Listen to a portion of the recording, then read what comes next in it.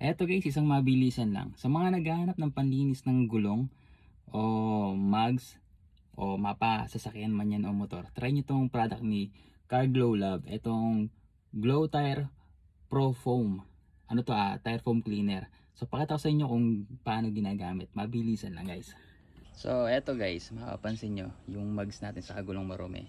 So eto lang gagamitin natin. Bago nyo gamitin to guys, kalugin nyo lang. Pag nakalog na, tanggalin nyo ulit takip.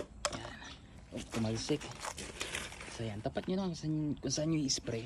Basic lang to guys.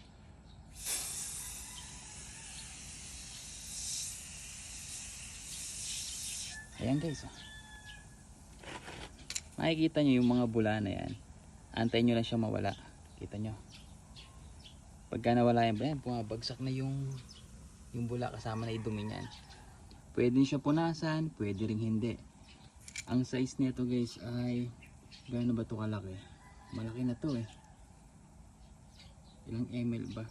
Kasi ayun guys, ang haba na. Siguro nasa eto pala. 650 ml na to guys. Kaya sulit na yan. Ayan.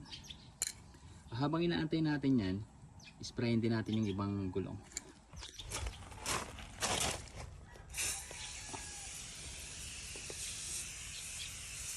Okay, sa kabila.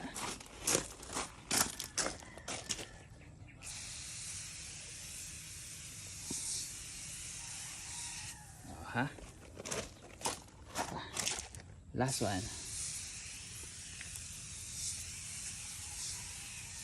Yan. Ito yung kanina. Halos wala nang bula yan. Mga nagbabagsakan na.